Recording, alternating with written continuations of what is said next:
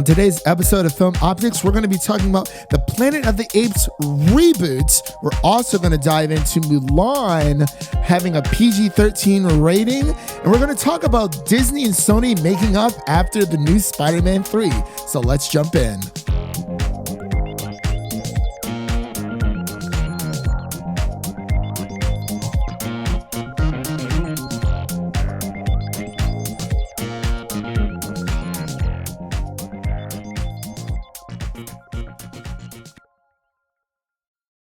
Hello, everyone, and welcome back to the Film Optix podcast, where we bring you the strengths and shortcomings of the movie industry. I'm your host, Christian, and today we're going to be talking. This is our new show for the week, and as always, Headline hot takes. Headline hot takes. Yeah, we got to start putting that in, like me saying that, but I haven't figured out a way to like deliver it yet, if that makes any sense, because it's in the the thumbnails and what have you, but. Should I say, welcome to Headline Hot Takes, or this is our new show, Headline Hot Takes, brought to you by Film Optix? I don't know. Hello, here's some heckin' headline hot takes for you. Some heckin' headline hot takes, the hottest hot cakes ever to exist. The hottest hot takes and the hottest hot cakes. And as always, I'm joined by my co-host, Devin. How's your week been, buddy? It's been a pretty good week. I just canceled my Impractical Jokers reservation a little bit ago. Actually, I still need to do that. But yeah, so we are going to be reviewing the Impractical Jokers movie that will be coming out this Sunday. We had this big thing planned where we normally record for our news and our movie review all in one go. But Devin and I decided to push that back. It's a nice audible. Yeah, it really is. You know, might be able to meet our boy Q at my movie theater. Well, you might be your boy Q at the movie theater. I don't know about me. I'll probably get like Sal if I'm ever lucky. Actually, that would be pretty cool. Or I don't know. But before we begin today's news stories, you can listen to this podcast on Apple Podcasts, aka iTunes, whatever you want to call it, Spotify, Stitcher, Google Podcasts, Anchor, YouTube. We're also on Podbean, and also, Devin, I submitted our podcast for iHeartRadio and Pandora. So we're moving on up in Pandora. The world. Apparently, we're just going to try to get our our lovely voices in everyone's ears anywhere we can. So that's the dream, and that's the goal. But yeah, so let's just dive in. I feel like there's a lot of news here, but I feel like there isn't. Definitely looks like it. Yeah, it definitely does. Well, we compile everything throughout the week, and we trim the fat a little bit there. But yeah, because we try to keep up on the news. We're on Twitter pretty much daily, sharing each other's stories and random Steven Spielberg? Oh boy. That was wow. He supports it. He supports it. So hey, honestly, might have to do some research on it a little later. There are people too. But so I think we actually just missed this piece of news. We'll get into our trailer news here really quick. We have two trailers came out this week. Well, technically one of them came out the day after we recorded our last news show this past week, and that was the Stranger Things 4 teaser trailer. Devin, what did you think about this? Definitely wasn't really surprised. I think everyone knew Hopper was still alive. Thought it was interesting that they decided to use that in this teaser, but it seemed to get the people talking. Okay, because I agree with you 100%. I don't think this is I don't think it was shocking at all, but there was a lot of people on Twitter who were like, oh, it ruins it. It ruins the surprise. And like, I get where people are coming from, but at the same time, I'm like, you knew he was alive, and they pretty much like screamed that he was alive at like the very end of the post credit of season 3. But I've exchanged with my buddy Jacob on Twitter. I'm not sure if you saw our kerfuffle or our altercation. Actually, it's not even an altercation. We were just talking about it. He's a great guy. Very, yeah, very, very dramatic. No, no, it wasn't dramatic at all. Jacob's a great guy. He has his own podcast with my friend Ricky. It's called the Music City Drive-In. Go check them out. Check them out. They're a lot of fun. They pump out some really great stuff. So, yeah, I would have to agree with the Stranger Things 4 trailer. As I said, it's just, I was kind of unfazed. I was excited that we got something because, from season 2 to season 3, that was pretty much a longer hiatus. And I think, season 3 came out July 4th last year. Season 2 came out, it was like 2 Halloweens prior to that. So hopefully Stranger Things 4 season 4 is coming out pretty soon. It was only like a minute, um, you know, for the little teaser trailer. So, but oh well. I'm But guessing it'll on to be around Halloween. hopefully, because if they definitely need to get back onto that trend. I mean, I got Stranger Things 3. It was a summer. It fit perfectly. But let's get back to the spooky, scary time of the year. But speaking of spooky, scary things, speaking Ooh. of thrillers, we have a new trailer for a new movie called Run, and it looks actually Yeah, I saw really, really you were good. pretty excited about this one. I know. I'm like, this is me coming from someone who hates scary movies, but like, I was like, yo, what is this? Because I saw people were posting like the posters, but I was like, okay, it has Sarah Paulson teams up with Anisha Chingy. I cannot. I can. I'm pooped out today. It's been a long day at work. Um, so it comes out this Mother's Day, and she had an abortion, or was it like an unborn child, or I'm very, very confused. But it just looks amazing. It's by Lionsgate, so they're producing it, so that's pretty cool. But what are your thoughts? Yeah, I thought it looked pretty intriguing. Scary mothers are usually pretty effective in these type of movies. Ma? Yes. Ma, Babadook, that's a big one. That is true. I never saw Ma, but she sure looks scary, gotta say. Well, yeah, so it comes out this Mother's Day, which is on May 8th, which is also my birthday weekend. So that's actually really cool. So I'll have something to do You're gonna on steal my the birthday shine this away year. from your mom.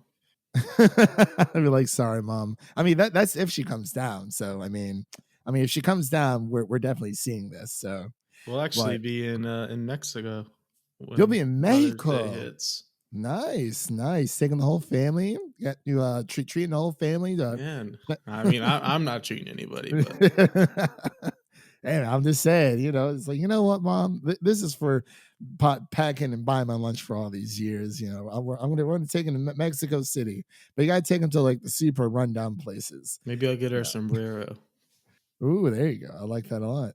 So, no, that's awesome, dude. I haven't really been out of the country yet myself, but I'm hoping to get out soon. Might be going to San Diego Comic Con, so that would be pretty cool. Hey, Trying to save up some money for that for the with the Cinemania squad, the Cinemania team. Go check out their newest news show. Actually came out yesterday. We had a lot of disagreements, but it was a great show. As much as we can disagree about something. Same thing with me and Devin, and still be cool and friends about it afterwards. And I think that is very, very important. So I love you, everyone at Cinemania. So yeah, if you're listening to this, that is. But let's move on because I'm getting sidetracked myself. So let's move on to our first main story piece of news. We have the Planet of the Apes. Planet of the Apes, excuse me. We had the Planet of the Apes movie. Originally, we heard a lot of different things about this, things that made people very, very unhappy. And I know it made Devin very kerfuffled in a way. But so what was it? The original piece of news that we heard was that they were rebooting the Planet of the Apes franchise. yeah, Yeah, but that's now I okay. guess it's gonna be a continuation. Yes. I think So either way, I'm nervous about it because it just doesn't really make a lot of sense to do it so soon. right. Yeah, and this story comes from comicbook.com, and I'll just read a little bit of it here. Despite of the War of the Planet of the Apes being released only 3 years ago, it looks like 20th Century Studios. They're using that nice new name.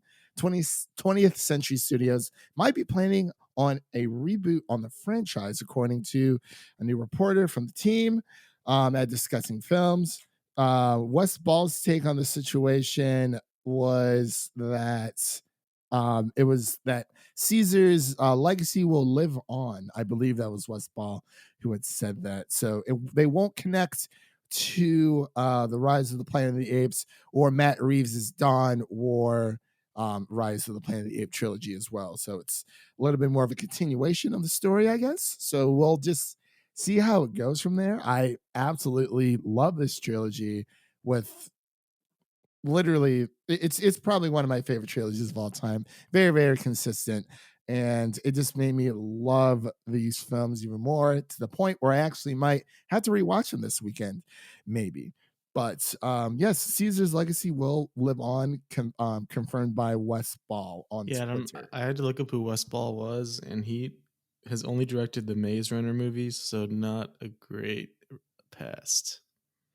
I never saw. I never like. I I thought never about saw seeing them it. either, but I heard they just were very boring. Yeah, so it's oh well. I mean, we'll see what happens. I'm really hoping that they like I'm hoping it's not a reboot. I mean, it's not, but it's he says Caesar's legacy will continue, It's just but the trilogy wrapped up so perfectly. it really did, man. It's just I absolutely love it. And Disney, it's SMH. yeah, I can't say that I'm not surprised that they were eventually going to touch this franchise. I just didn't expect it to be so soon. You know what I mean? Yeah, it's really But soon. yeah, like very, very soon. But also, another quick piece of news here for the Planet of the Apes. Danielle Dornance joins the Planet of the Apes, quote unquote, legacy, I guess you could say, franchise, I'll say, as production designer. I totally forgot what else she worked on. As I was writing these notes, I totally forgot to add that in. But if anyone out there who is listening knows, leave us a little comment section down below on YouTube, or give us a shout out on Twitter and let us know what's going on. So let's just segue on to our next piece of main stories here. We have Disney's Mulan, Devin, the live action. It's not PG. It's not PG-12. It's not PG-14. It's PG-13 for sequences of violence. So, what are your thoughts about this? Are you excited for Mulan at all? I can't say that I'm particularly excited because it seems kind of boring. But I do Mm. like that it's PG-13 because that means there will be at least some cool stuff to look at. It just seems kind of weird to not have Mushu. That's what I'm thinking. Yeah, I know a lot of people who are, on the Mushu train and, justice for Mushu. I'm surprised it hasn't gotten too much of a rise on film Twitter, but I don't know. I'm more like I like like I like the fantasy aspects, so I'm very interested to see what they do. I'm always a sucker for these kind of movies. Mulan is definitely one of my favorite Disney properties, while I like drew a blank there. But yeah, there's a few other Disney PG-13 titles out there. We have between, the Star Wars films, the Marvel films, the Lone Ranger, Oh John boy. Carter. Oh Yeah. boy. Well, see, I never watched John Carter, and I remember kind of seeing Lone Ranger, somewhat. But Pirates of the Caribbean was pretty good for a while, so hopefully mm, it's very it's weird, but I kind of like it. You know what I mean? Yeah. We'll see. Yeah, we'll see. But yeah, not too much else to say about it. I believe Mulan comes out in March, so that's pretty soon coming up here. So it should bring honor to her family. It's like I will bring honor to us all. I don't know, but yeah, I'm like I've always drawn myself towards I guess you could say more of Asian films, but I don't know. There's something about it. I love the music. I love it's a more grounded story. Well, not grounded, but it's more realistic in a way. It's not as, it's not set up as a musical.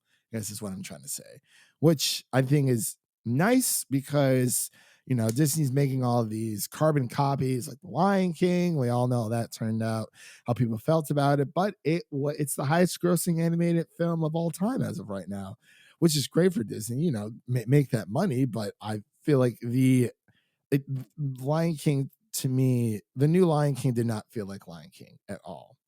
It felt like a National Geographic special, but that's just me. And I just feel like the magic wasn't there. But oh well, what can you do? So props to Disney for trying something new instead of just literally taking all their old properties and just putting a live action spin onto them and keeping the script essentially the same. So cool with that. But things that aren't going to be the same from now on, we are rumored. There's a little bit of Spider-Man news here. We have two bits here. So the first thing we have is Spider-Man Far From Home's villain Mysterio is rumored to get his own solo movie. And this also comes from comicbookmovie.com. What are you I This don't know. one's weird. It is. I feel like Sony's just throwing stuff at the wall and seeing what sticks. Yeah, and we talked about this a little bit on the Cinemania World show last night about Mysterio getting his own movie, but I'm not feeling it. Like I definitely think that Mysterio is the best villain, Spider-Man villain we've gotten on the screen thus far, but I don't know if it's enough to warrant for his own movie. I feel like he got a nice, well-rounded arc in Far From Home. Or he felt like it was pretty well done. I don't know how much more they could do with his character, Yeah, and especially obviously. being a whole movie about him. I don't know what else they could do. Right. And no real details have been, revealed beyond that, oh, Disney might be making a Mysterio movie. With like Venom, and we have Morbius on the way, and then Venom 2.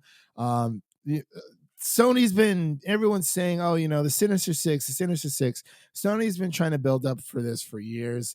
And I just stopped caring a long time ago because they tried it twice with what well they really tried to put it in, shoehorn it in there with the Amazing Spider-Man. I was like, okay, it's new Spider-Man, new Peter, new everything. But I just stopped caring. And especially like what we pretty much got like our version of the Sinister Six in the PlayStation 4 Spider-Man game. So I feel like I'm content, and I'm not. I'm pretty pumped for Sinister Six. I think there's just so many good actors they already have lined up for it. It's gonna be Yeah, too and good. like I'm not, don't get me wrong, I'm not saying, oh, I'm not excited for it, because it's just I feel like this is very, very long overdue, and I guess that's what's kind of getting my excitement a little bit hindered there. But I mean, it could. I mean, it's been a project for a long time. They've been trying to do Sinister Six, but still no Doc Ock, which kind of blows. But because I think he's Peter's most um iconic super villain, or yeah, whatever. Anyway, so there's really I don't know. Good job, Sony, I guess. I mean, it is what it is. We'll see if it comes true or not. If not, oh well. If it is, I'll probably still go see it. So I mean, whatever. But we have another piece of Spider-Man news here. The Sony CEO, the big boss, the big kahuna, hopes to keep the deal with Disney running after the Spider-Man, the new Spider-Man 3. This also comes from comicbookmovie.com. We I sure follow them hope a lot. so. Yeah, so I'm hoping. We talked about this a little bit on Cinemania World yesterday, and I believe Alex was saying that if they made at least made Spider-Man 3, and if the deal fell out after that, he would be content. And I thought about it, I was like, you know what? That does make a little bit of sense because at least we get a complete arc and we finally have an entire new Spider-Man quote unquote trilogy to compare it to Sam Raimi's. But as of right now, I definitely would love to keep Spider-Man in the MCU. I was hoping there for a while that he would become either like the new leader of like the new Avengers, Young Avengers, whatever you want to call them. The fan base has been, was torn apart after, Sony and Disney were not able to come to an agreement, which really, really sucked. And our boy Tom Holland saved the day. So that was really cool. Had a little bit This is the of liquid courage and saved the day. yeah, absolutely. I mean, you have it's just definitely like this is a win-win-win for everyone. And what these companies really need to think about at the end of the day is the fans, because those are the people who pretty much keep your business going. So I definitely want him to continue to be within the MCU. I'm not super crazy about having Sony making all these like random villain movies and then like trying to shoehorn their way into the MCU. And it's not even the fact that it's Sony, it's the fact that it's one side connection. This is kind of like how the Marvel Cinematic Universe was with the TV shows. It was they were quote unquote connected, but it was Daredevil, and you had Jessica Jones and Iron Fist, Luke Cage, what have you. They would always mention little snippets here or there from the movies, but the movies never really gave that in return. And I understand this is like these are like street level heroes versus the big time, the big boys. So it's very I don't like the one-sided connection type thing. It's like if you're going to have all this connected, it needs each studio needs to be able to reference each other's characters no matter who is producing the movie. But that's my main gripe with it. But it is what it is. We'll see what comes of it and see if our boy Spidey's not getting any other work anyway, because the Uncharted movie is apparently they're shooting in 4 weeks, which I guess we can just shoehorn over to that. Excuse me. So Tom Holland had said that he revealed that the Uncharted game that inspired the movie is Uncharted 4. And while there's currently no director, um, I believe that the report suggests this comes from Cinema Blend, by the way, that Ruben Flesher is Sony's top man for the job, who directed Venom. So think of that what you will. Yeah, I guess I don't really care. I don't know if that's a hot take, but Yeah, just I mean, could care less. yeah, I mean, if anything, I want this movie to be made just because for Tom Holland and his filmography, his work. And I guess we're not getting Cherry anytime soon. I don't know what's going on. I mean, he's in Onward, which is really, really good. He's finding work elsewhere. While this, project's been on the sixth director. Um, I'm interested to see it, but at the same time, and I I actually mean, wanted to. if it's taking this long to find a director, it's got to be a shit script. Yeah, that is very, very true. And I just don't think it's going to be very, very good, but I'll go see it. I personally don't think that video games need to necessarily be taken, transition onto the silver screen, unless like there's a few exceptions, like very, very few. But I actually wanted to ask you from last week when we did our Sonic the Hedgehog review. Do you have any video game franchises in mind that would make a great silver screen experience? Um, Borderlands definitely wasn't one that I was expecting, but that came out today. That news. Yeah, that was really weird, wasn't it? It was just like, what's going on? I don't know. I mean, it's random. Is it needed? No. Am I interested? Yes, but like not really. I mean, they got Eli Roth to do the directing, who did Hostel amongst other weird movies. But then they got the guy who wrote Chernobyl to write the script, Hmm. which is like seems Did like you a watch big deal. Chernobyl? The first two episodes, but then I I still have got to watch it bored. myself. Oh, you got. Oh, yeah, yeah. I got you.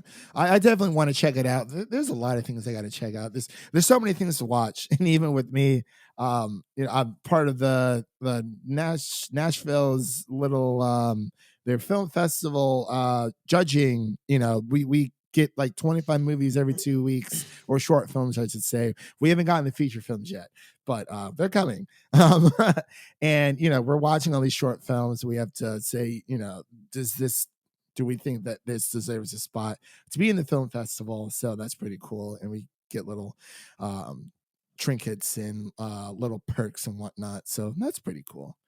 But yeah, man, I would say, for just to answer my own question really quick about the video I'll, game I'll spring. also add that two of the big ones that surprisingly haven't been made yet, Gears and Halo. Like how have Yeah, those not dude, been we were made to supposed to get a movies yet? Halo movie like ages ago. Do you remember that? Yeah, and then there was Like, like a show on Showtime or something. yeah, well, technically they did make a Halo movie, and I forgot the name of it, but it came out with did it come out with Halo 4? I can't remember. But like they've been talking about this since high school. Like we've Also, like, literally imagine how cool a Gears movie would be. It'd be so bad. And freaking Dave Bautista wants to play. I mean, it's so bad. Like he yeah, has already agreed to it, but they just can't get it to be they made. can't get it. Yeah. I mean, he's got to finish Guardians of the Galaxy first. So hopefully with that. But yeah, I actually thought about this earlier today for, what video games would make a really good silver screen experience. And I definitely think the number one thing would be an Overwatch movie, because they've made so like an animated CGI Overwatch movie, because they've made like we both play Overwatch, you more than me, recently, definitely recently. I just kind of fell off. But we see, every single time they introduce a new character, or even when they were introducing the game to begin with, they it they're so great at these cinematic experiences and introducing these characters, and I love watching the shorts. They are breathtaking. I think Blizzard could get it done. Well, I good really thing could. they're working on an animated series for Overwatch. Oh, nani? No, sorry. I think it's is it anime? Because if it's anime like hand drawn, might be a little different. I mean, I'll still be interested to see what it is, because with Overwatch, we know that there is a greater story out there, but it's we kind of just get the, oh, here's the characters and they're fighting, and they kind of add to the story as the game has gone throughout the years. But I definitely think Overwatch number one. A lot of people think I'm crazy for this, but probably God of War. I think that would really, really be amazing. And I would say Spider-Man PS4, because that was like the best movie I ever played, because the story was very, very good. But I would actually have to say The Last of Us. Um, it's a huge cinematic experience, and you can literally watch all of the cutscenes online. I think it's around 3.5 hours. You can chisel off like maybe 30 minutes, because not a lot really happens. Because um there's four stages in the game. We go through summer, which is like 2% in the game, then fall, and then winter is where majority of the story happens, and then spring. So with winter being the climax of the movie, so it's, I don't know. There's just a little bit of thoughts there for me, but anyway, back to the news. Sorry for that little derail there. We kind of went off traffic, but so that pretty much does it for our main stories that we have. We'll just get into our side stories, which is pretty much everything else that we found. That it's really hard to figure out, the big things to talk about. So it's like, let's just talk about all of it. But Sonic the Hedgehog, Devin, speaking of video game movies, is sticking up about a huge 60 million plus its opening weekend. It's doing very, very well out there in the wild. And it came out Valentine's Day weekend. Paramount's Sonic the Hedgehog. This comes from Hollywood Reporter. Grosses a huge 21 million on Friday for a projected 4-day debut of 60 million plus over President's Day weekend, including a 50 million or more for the 3 days. And So it won't be getting any competition really the next week or two. Yeah, because there's no what Invisible Man comes out next week. Is that Yeah, true? Yeah, is that it? that's about Is it. that what we're reviewing? I'm assuming. I'm I'll be there. guessing. Yeah, I'll be there. It actually does look pretty good, despite being a pretty lame concept. Yeah. Yeah, the trailer looks good, and it ropes me in. And well, anything looks better than Fantasy Island. But did you see that, by the way? Because I know you Oh say you were no, gonna. No. our Mm. boy Jeff gave it a 0. That is absurd. That's the lowest score I've ever seen them give on that podcast. I was like, oh my gosh, like he and like Jeff, I feel like sometimes is very gracious with his scores, but like Not when there. when he sniffs out a dud, he's not afraid to say it. But so I think for this movie between it and Detective Pikachu, which came in around $7 million higher than Detective Pikachu, which had around 54.3 million. Between Sonic and Pikachu, I think these are definitely the two best video game movies that we've had so far. I'm really hoping that they get better, but at the same time, it's like video games are meant to be played in an interactive state. And when you take away the interactivity of a video game, it obviously becomes a movie, but it's like I don't know, because when you're playing through a game like The Witcher or The Last of Us, there's so many different options that you can take. It's like, okay, instead of just watching passively what's happening on the screen, it's like, oh, I can't believe they didn't do this or that or X, Y, and Z. But with video games, we're able to do that. It makes us feel more a part of the adventure than ever before. And I believe that video games are the greatest medium for storytelling and entertainment overall. But that's just my little perspective. But so apparently, going back to Sonic, a lot of people have been comparing it to Birds of Prey, It's a lot of which strange beef going on there. there's a very lot of strange beef. This is what happens. Like beginning of every year, there's these movies that come out, and it's like we haven't gotten to the good stuff yet. You remember Yeah. like when Lady Gaga fans were protesting Venom because they Oh, wanted, it's to go see A Star Is yeah, Born. they Yeah, wanted I the remember Stars Born to that. stay on top. Oh my gosh, I was It's just it's all so it's weird. very annoying, and I'm just not for it. I'm just not. And these movies have nothing in common, like at all, besides really honest. There's nothing besides them being. Fandom is a terrible thing a lot of the time. It really is. I would have to agree 100% because it's in like the saying goes, no one hates Star Wars more than Star Wars fans. And they're trying to blame Star Wars fans say, oh, Disney, blah blah blah. They're ruining our childhood and whatever. It's like, first of all, stop saying that because you sound like a child yourself when you say something like that. It drives me insane when people say, oh, so and so corporation ruined my childhood. Newsflash, they don't really care about you. They never really have. But for the people, for these fandoms, they essentially ruin it for others who actually enjoy it. Like us, we like The Last Jedi, right? We love it. It's a great movie. Other people out there may not like it, and that's totally fine. But you have the other fans who are it's been going on 2-3 years, going on 3 years, excuse me, since this movie came out, and people are still not over it. It's like, it's just, at the end of the day, it's just a movie. It's just a movie, people. It's all right. You'll live. It's fine. We'll get over it. It Don't say that to doesn't. Ninja. Oh my It's God. just a game. No, it's not. No, it's not. I can't believe he compared himself to LeBron Yeah, and Kobe, was it? no, LeBron and Tom Brady. It's pretty rough.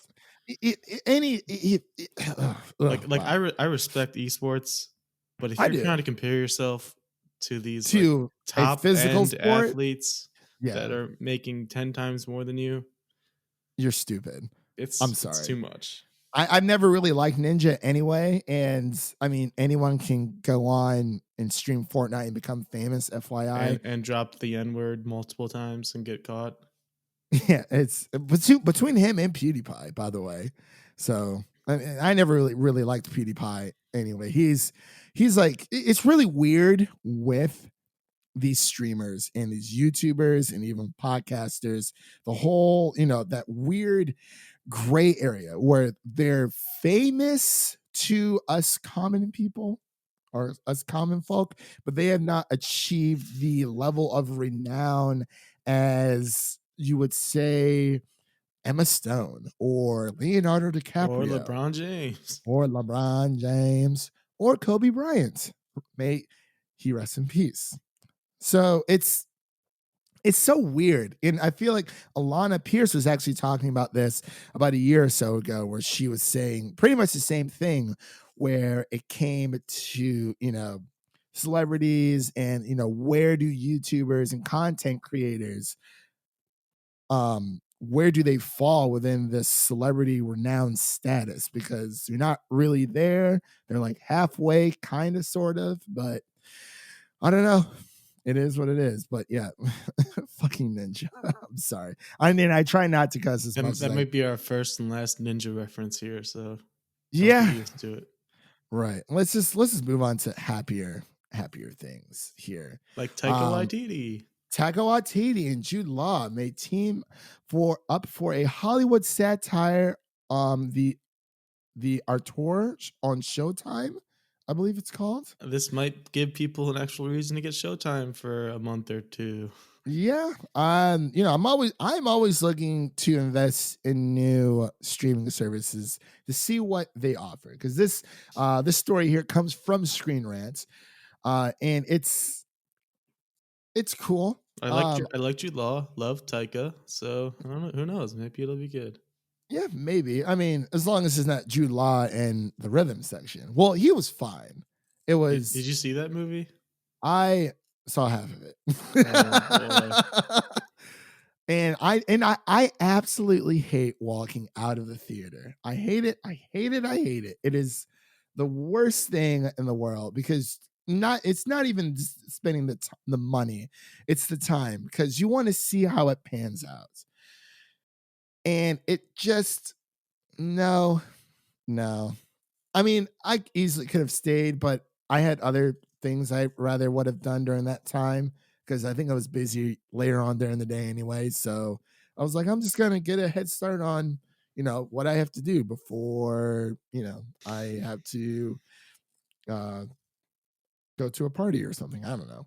But yeah, it's cool. I'm interested to see. I want to see what Showtime is pulling up for their streaming services because for the longest time, at least for now, it's been Netflix, it's been Hulu, Amazon Video, and now Disney Plus, and Apple TV Plus is there.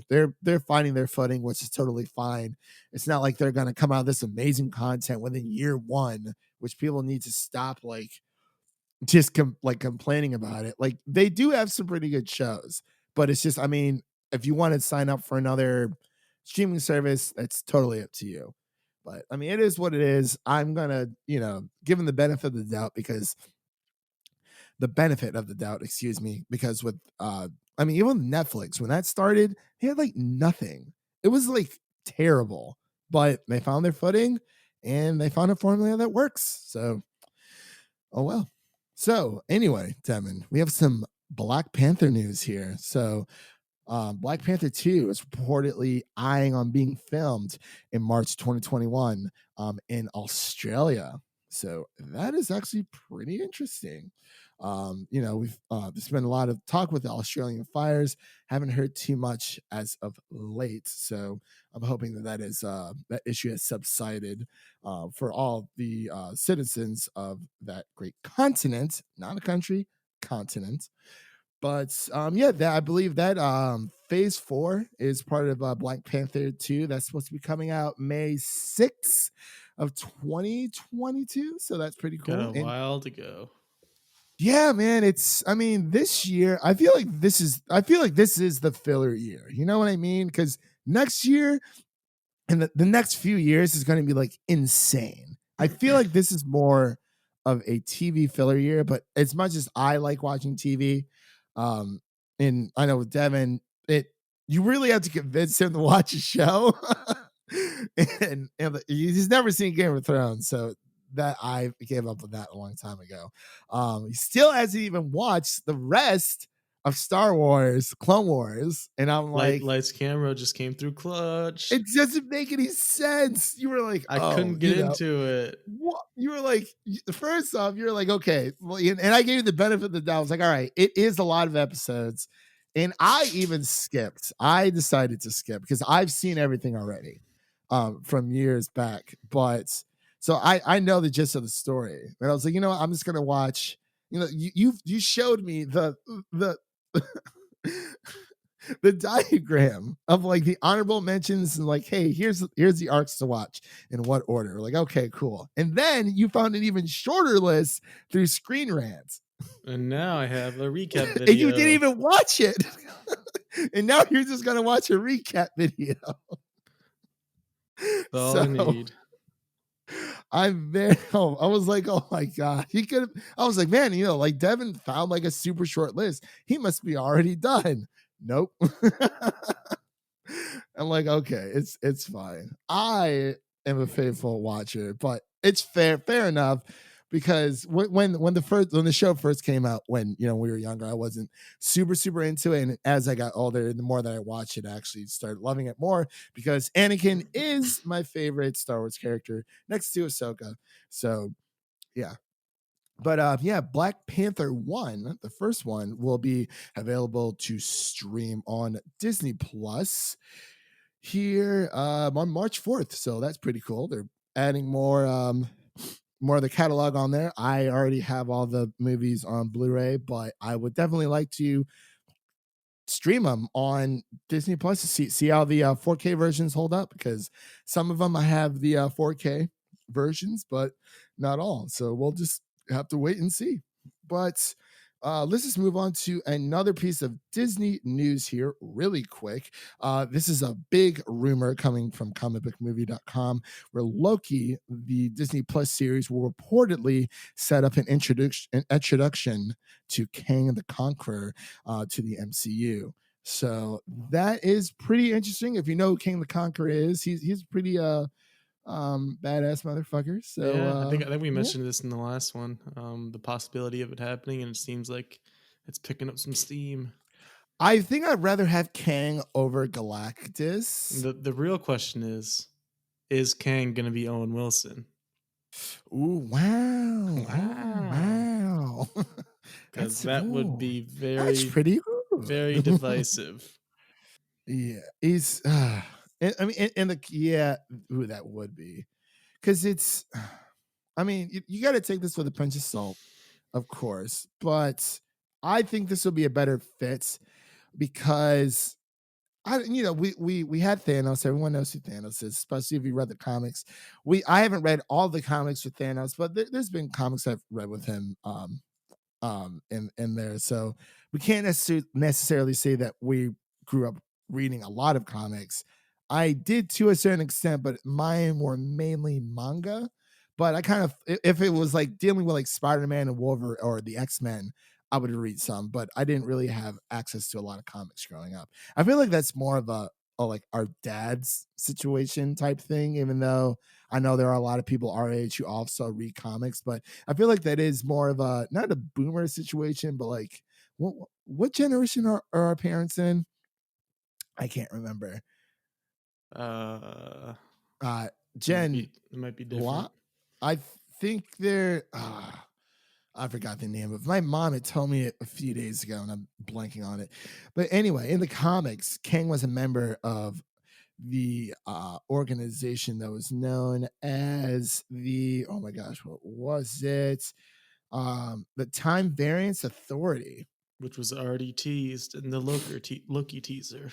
Yeah, so that's I that would be really sweet. I'm down for it 100%. I'm on like I it's for the a lot of things that are coming out for Disney Plus. I think the main thing I'm just waiting for, honestly, is the X-Men because I love the X-Men. And, say what you will about Dark Phoenix. It's not the worst X-Men movie out there. So but still that's the only horrendous. it is horrendous, but Apocalypse is worse. So that's all I have. You got to let me at least have that. But yes, King the Conqueror might be coming to the MCU as next big baddie. So that would be pretty cool. It would actually be pretty cool also if they had kind of like, a main villain or and I wouldn't necessarily say a side villain, but more of a lesser villain that can still pack a punch instead of just saying, "Oh, we got to go get the bad guy again," and have the same type of showdown like they did with Thanos. So I think mixing it up a little bit, having multiple bad guys, either teaming up or one bad guy being destroyed and leading to another would be really amazing for that. And it But definitely makes sense to have their time travel shenanigans have some repercussions, just because they definitely broke a lot of rules there. yeah, they really, really did, didn't they? I mean, oh man, it was. I mean, hey, I mean, I still just love the way that they explain time travel in Endgame because it just puts every other time theory to like rest when it's like, no, it doesn't work that way. And it's like, you know what? You're absolutely right. So we'll just have to wait and see. But on to our next story here. We have Parasite. Parasite. And this story comes from Variety. They're enjoying that sweet, sweet green, that box office money after the Oscar wins. Hell Um, yeah. the twisted South Korean thriller collected 5.5 million over the weekend with an exceptional 243% increase in ticket sales and the biggest post-Oscar boost for Best Picture winner in the past decade. And we also, I'm not. Did you see the video of Bong Joon-ho coming back to his motherland of South Korea? That was pretty sweet. I mean, he's like, I'm home. What's going on? I brought home the gold. So, man, oh man, Well deserved. well deserved. So happy for him and everyone involved. And we get And to it's see it in also IMAX. yes, we get to see it in IMAX. It's coming out for a week. What we is that this weekend? Next Yeah, weekend? it I can't starts remember. tomorrow, Oh my Friday. gosh. Oh my life. We actually might have to put this in Practical Joker. No, I'm kidding. Might have to put this in Practical Joker's review on hold. Like, I got to go see Parasite in IMAX. But then again, I do want to see it in IMAX, but I just don't like the IMAX seats in AMC. I just don't. It's just not. I don't care how big the screen is. My butt needs to be comfortable while It I'm sitting there definitely watching a doesn't movie. seem like much of an IMAX movie either. Yeah, I feel like especially if it wasn't shot in IMAX, which it probably wasn't. It wasn't. They said they had to No. adjust it. Ooh. So we'll see. I already have it on Blu-ray, so it's also coming to the Criterion collection, which is pretty cool. I actually might pick it up there as well because the Criterion collection, not only do they like preserve like older movies or just movies that normally wouldn't get a physical release, it comes with a lot of extra bonus features and special features as well. So I definitely want to see the workings behind the scenes of Parasite. So that'll be really cool. But we should go on to our next story here.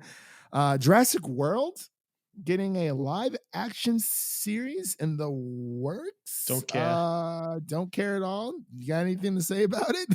The first movie was good and the second one was ass. Well, there you go. That that wraps up our Jurassic World review. Wow, we did that in like what, 5 seconds? But yeah, I'm pretty indifferent to this. I never saw the first one. I saw the second one, and I was like, "Is this what everyone's been talking about lately?" I think it was mainly for Chris Pratt's rise to stardom between Guardians of the Galaxy and this franchise. But yeah, he's moving on up. That little girl really just let those dinosaurs out in the wild. Dude, she is literally Dumb as why fuck. why would you do that? Like you're essentially killing everyone on the planet.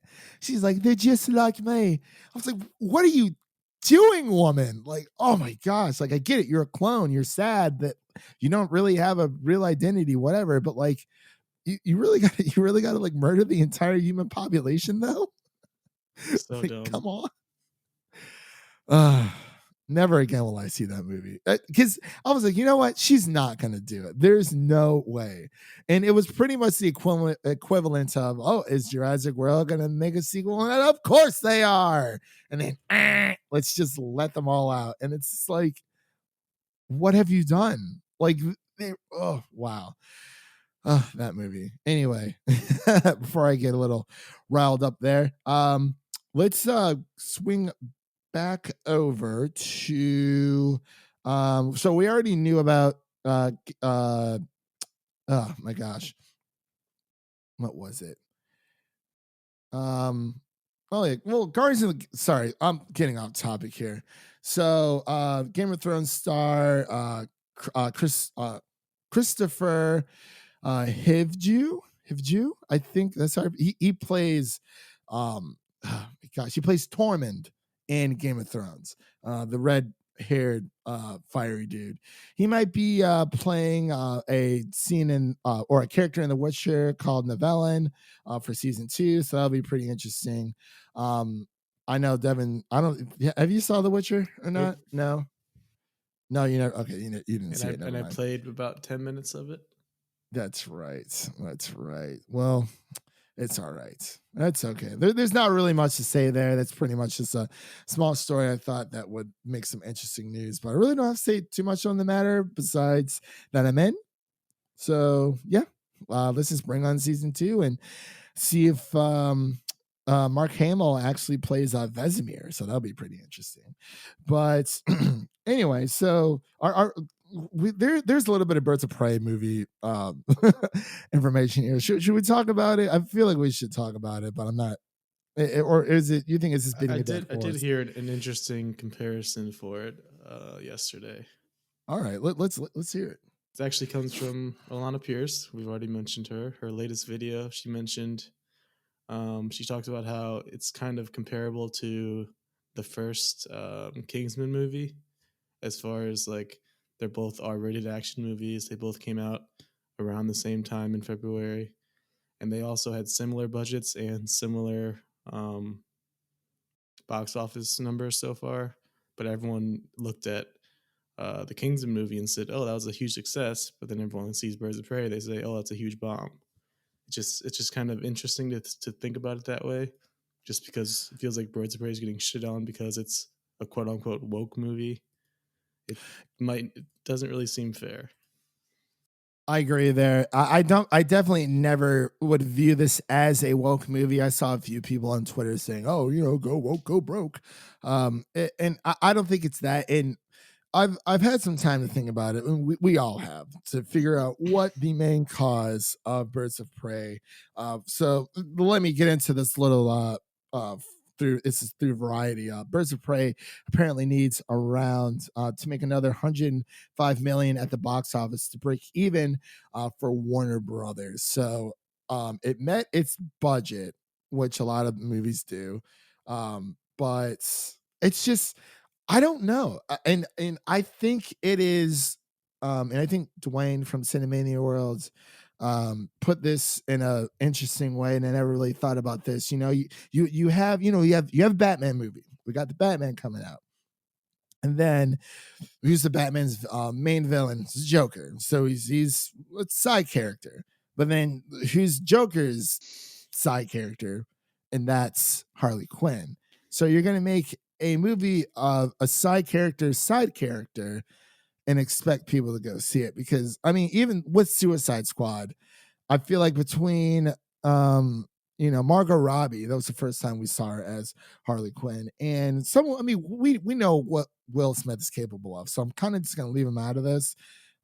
Um, Margot Robbie was like the only real reason, minus besides Will Smith, to go see that movie, because like everything else was just wow. And that's all I'm really going to say about it.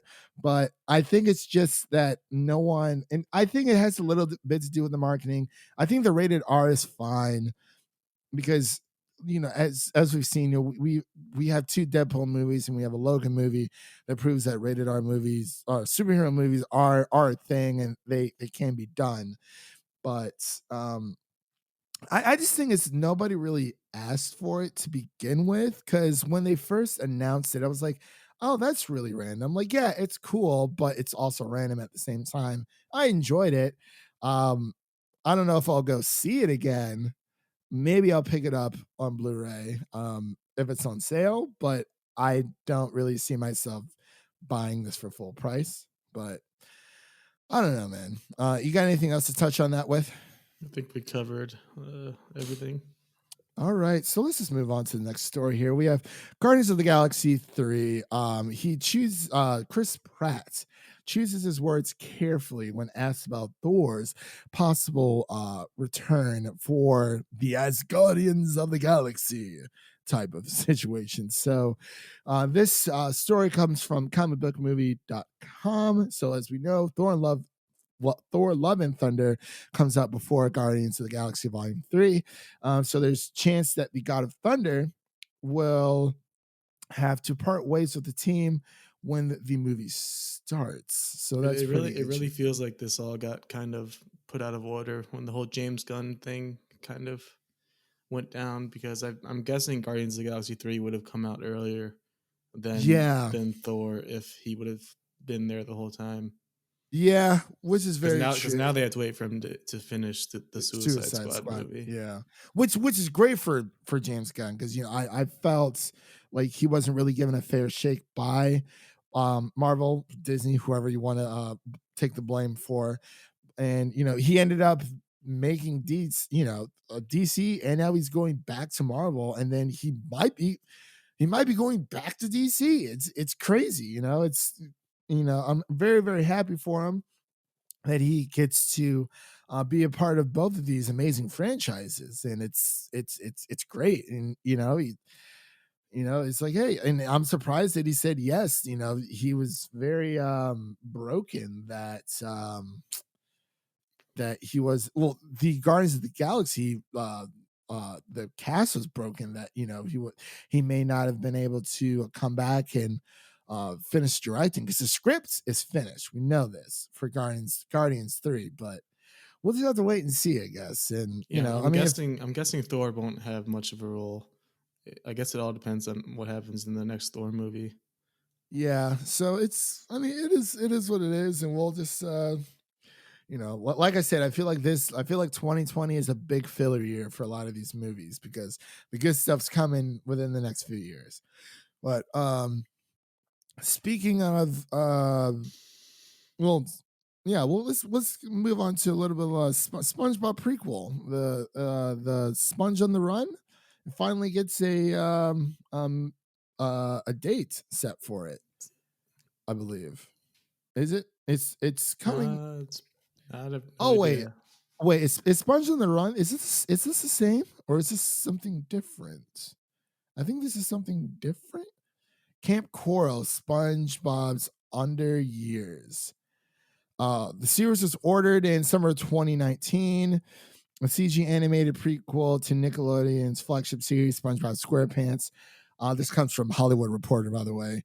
Will follow the 10-year-old SpongeBob's camp. The series will feature the original show's core voice cast: Tom Kenny as SpongeBob, Bill Fagerbakke as Patrick, Roger Bumpus as Squidward, so on and so forth. It premieres this July. So I think this is something different from Sponge on the Run, which is a movie that's coming out Yeah, it's here weird soon. because in the movie they showed like prequel stuff, but I guess they're also Yeah, doing and a I think prequel that's show. I think that's why I was getting a little confused here, but cool. I mean, I mean, I'm it's pretty random because I feel like people our age aren't gonna watch it. It's like a little too late. I mean, I guess they could be looking to get into a new generation, tap into that, yeah, but it's like, and who start cares new. about the origins? I mean, like, I guess I I just don't really I know who it's made for, yeah, I agree. It's like, because we're okay, not gonna it's take the time to watch that. Like the it's a movie. Yeah, little I'll watch the movie, yeah, the but the movie, but the series, show. no, no, not the show. Unless if it shows up on Netflix, fine, I'll watch it. But I'm not gonna go out of my way I mean, I'm otherwise guessing it'll be to. on Netflix. Don't they have the Nickelodeon rights? Yeah, I think I think Nickelodeon doing that is a smart move, especially with all these streaming services out here. It's getting very expensive, but the beauty, with streaming is that you get to pick and choose what you want, and you're not roped into certain contracts. So that's really, really cool. So yeah, I guess that pretty much does it for the SpongeBob move. News, not move. My gosh. And I believe we are actually down to our last piece of news here. And actually, there was one other thing I wanted to touch on because I think we accidentally skipped over it. But YouTube TV will carry HBO Max as part of the expanded distribution deal with Warner Media. This story comes from the Hollywood Reporter, and I'll read a little bit of it here. YouTube TV will carry the HBO Max as a partner, expanded by the distribution, yada, yada, yada. This is the first deal that Warner Brother has announced for the third-party distribution of HBO Max, but more is expected before the services launch in May. So we do know for now that if you have HBO now, you'll be able to enjoy everything on HBO Max. There still has not been any confirmation. I need to know if HBO Go users will be able to access HBO Max for free, because that's what I have. And I need to know. I really need to know if I need to be spending extra money on this or not. But HBO Max is coming with a plethora of content, including, I think this is really nice, Crunchyroll as well for the anime fans out there. So that's a nice little bundle. And I believe they are getting rid of the DC Universe streaming service and kind of just bundling that in, absorbing that in with HBO Max, I believe, because no one's really buying it on its own. And that kind of makes sense because, it's all owned by Warner Brothers. And you know who owns Warner Brothers? AT&T. So they are definitely, moving up here. But I'll read on a little bit more. Actually, no, that pretty much covers it. Have you tried out YouTube TV, Devin? Sorry, I wanted to get your thoughts on this. I might have tried out a trial, but from everyone I've heard, it's definitely a great option for the cord cutters out there. Yeah, And especially for now that me. they're adding HBO, it's even better. Yeah, honestly, and this is actually good news for me because I completely missed the Oscars this year because of where I live and because of ABC and the location that I live, they don't get along very well. So I wasn't able to stream the Oscars because I don't have cable. And I probably should have just went out and bought an antenna, which I'll probably end up doing anyway. But it just would have been nice because when you would send me that link through, what was it, Culture Crave's link, it was up for a good 20 minutes. It was a little grainy, but it was the Oscars, and then it just stopped working. And then I tried to go back to the link, and the link was just dead. It was completely gone. So, but I think this is really smart for YouTube TV to do because YouTube TV currently offers more than 70 live streaming channels for $50 a month, and HBO Max is $15 a month. And I like how a lot of these new streaming services are starting to go this route because the more that you bundle, Disney Plus has the bundle between Disney Plus, ESPN and Hulu. So you're getting more, even if it's the basic packages, you're still able to stream that for a certain amount of money per month instead of having 15, 16 different subscriptions. So yeah. So I think the last bit of news, Devin, I think we skipped over this really, really quick, was, oh my gosh, where did you go? We were talking about Disney and the Hulk. Oh, so apparently, well, if you want to go and look this up, because I didn't put the link in that here for this, but apparently there's new plot details for the She-Hulk Disney Plus series. Reportedly reveal how the Hulk will involve the heroine's origin story. Something about the Red Hulk, I really don't know. I didn't really look into it, but I saw a I think I picture of. saw the regular Hulk was gonna is gonna involve a blood transfusion that kind of gives her powers, and Hmm, then Red Hulk shows up somewhere. hmm. I'm just hoping Aubrey Plaza plays her, Ooh, that would be really cool. I like that a lot. Huh. I like that. or Gina. I forget her last name from The Mandalorian. Oh yeah. Oh, you know what? She was my number one pick because it has. I guess you could say more of a masculine woman in a way, or Well, someone who's that's not just. necessary because I mean, look at Mark Ruffalo. That's yeah. He's a scrawny dude. But he was actually, I think, he's supposed to be part of some kind of HBO Parasite, the Parasite series, which kind of fits for him, which is really weird because it's like Mark Ruffalo, Parasite. Yeah, I can see that, but I don't know who he's gonna play because everyone else is Korean. So he's got to maybe he'll play the quote unquote Jessica from Chicago's father. I don't know, but yeah, I believe that does it here for our news section today. And just wanted to thank everyone for if you listened to with us this far, you made it. Congratulations! It's one for the ages. It's amazing, and also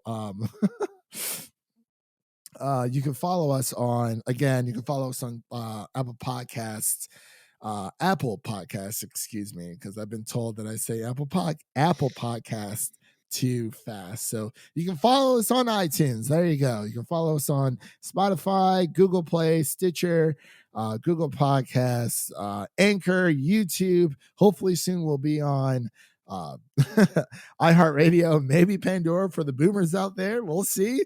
But I just wanted to thank you, Devin, always for coming on with me and doing the news. Check out we're going to be doing our Impractical Jokers movie review later on this week. They'll be up this Sunday, so there's that. But anything else you wanted to add, Devin, before we wrap up here? That's it. That's it. All right, everyone. Well, you heard it here from your boys downstairs, your boys from the yard, whatever. We'll see you guys in the next one. Peace.